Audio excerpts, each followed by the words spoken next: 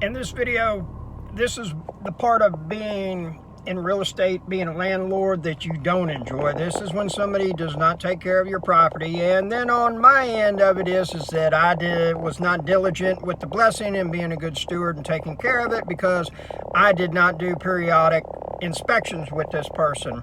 They rented from us for over a year, and then we went up on the rent, and they were like, 3 days ago sent me a text message, said, hey, I've gone ahead and moved out. The place sucks. The AC doesn't work. That doesn't work, and everything like that. I walk into the place, the AC blows popsicle cold. And really what the underlying message was is the lady just wanted to justify why she behaved in the manner she did and needed a reason to say, hey, I'm done, I'm gone, and, done. And so we get over here, start cleaning up. Now we're making repairs, and gentleman Street has got a house that he's been working on. He's had rental properties in the past, and he told me, he said, yeah, they were asking me saying they wanted to move into the house, but I was like, oh, hell no, I see how things are. And unfortunately, I think this person's got some demons, because there's a number of times that the cops were called having to do with domestic violence and situations of that nature. And so, it is, so to speak, you can't do anything about that sort of thing. And it's very hard to regulate and try to have people live the way that you would like to. And that's one thing about being a landlord is that you have to take your emotions out of the situation. I've had some houses that we've redone. They're absolutely beautiful, and you walk into them and there's, sticky Kool-Aid on the floor that hasn't been wiped up in 3 days. There's cat crap on the floor, and, the list goes on. And you got to say, well, it's part of the game, It doesn't happen with everybody. However, there's a lot of people out there that don't live like I would live. So take a look at it. Let me know. Leave some comments. That right there is real estate. It's not a house, but it is real estate. I purchased that trailer, paid one time for it, and it continues to pay me every time I put it on location for a roofing company. That right there, my friends, is a beautiful thing, and the return on that investment is absolutely phenomenal. It's extremely hard to beat the numbers that you get off of that. Generally speaking, every time I put it on location, I make about $250, and I think we paid $9,000 for that trailer. So you figure how many times I have to rent it out to be able to make that money back, and it's done that already. And then the equity in it, because those trailers have appreciated 40% since I bought that one. So guess what? It's worth more than what I paid for it, plus it makes money. Sounds like a house, doesn't it? All right, here we have this property right here. This is a little 2-bedroom, 1-bath. Had some nasty carpet in there, and one of these old house like that, there's no telling what you're going to find when you start pulling up the floor. So we got all the carpet out of it, and we're going to be doing some major repairs. Nothing too structural, anything. We're certainly going to be doing paint all over.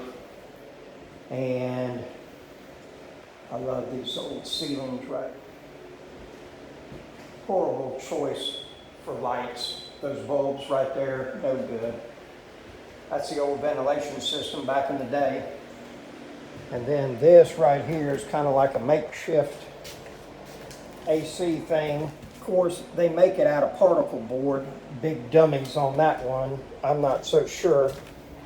And here you got this right here. There's no locking washer on that, so I imagine it's been dripping. And of course, they put caulk around it or some type of silicone to seal it up, because they're too lazy to get the nut off of it and fix it properly. The house has big crawl space on it. So I don't know why they did that, but I sure would like to put a new bathroom in here, another one, but don't tell Carla that, just a commode and a sink. We might end up pulling that tub out, and I'm going to tell you why. That rust right there. That one's going to be a problem here soon one day, and it looks like that's the original tub. That's probably extremely heavy, all cast iron right there.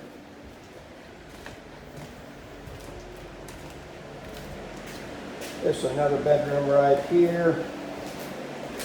Pretty decent sized rooms. I think the house is about 1,000 square feet. There you can see that ventilation. Make sure all your rooms have smoke detectors in them. I put this thing out that it's going to be available. I probably had 20 calls today already. I'm just waiting for somebody to put some money down so that they can bind it. A lot of people are like, well, I'm not going to move till the end of July. I said, well, you want to go ahead and put a non-refundable deposit down and lock it in, you can have it. Whoop. Try to be flexible. You could actually have a TV room in here and a dining room, and might not be a bad idea to take this wall out, put a load-bearing beam across there. And it's got a washer-dryer hookup and water heater behind that little cabinet, stove right there. These cabinets have been here for a long time. We're just going to sand them down, get them painted up and everything. They're going to look real nice once we get done with them and everything. It's a cool property. I'm not real big on tiles. But see, what I'm thinking is we could build a wall from here. Carla's right outside. I got to wait till she walks away. But we could get rid of that pantry, build a wall from here over to there, put in another bathroom right there.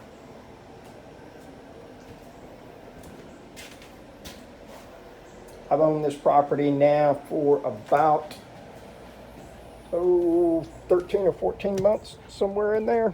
And I think I paid $45,000 for it. Guy financed it to me with, I think, $5,000 down at 6% for 20 years or something like that. So, I mean, the numbers all are golden on it, and it works real well. Here's the back side of the property.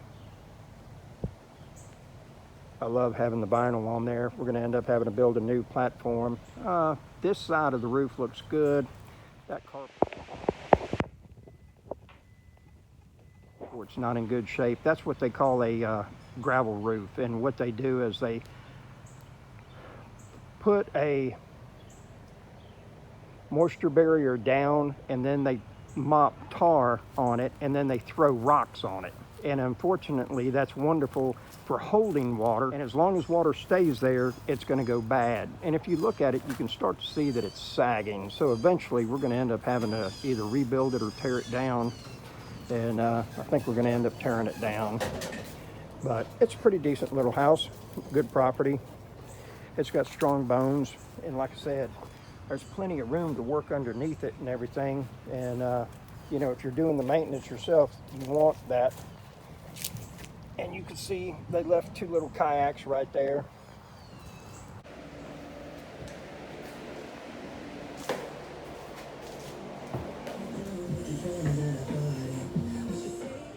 That's a contradiction in term. I have never seen sheetrock ultralight. It's always heavy. I don't care what it is. It's always heavy if it's sheetrock. Oh, we are having fun now, but look at all that room. Man, we could put all kinds of stuff underneath that house. Plenty of room.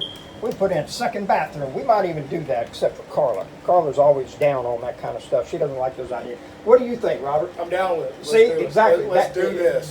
Exactly. That's what I'm talking about. Matter of fact, we might even make this into a duplex, except for Carla. Duplex. See, yes. see, duplex. Exactly. Double your money. Why not? Exactly. What do you think, Carla? Make it into a duplex? Yep, let's do it. Oh, we got two.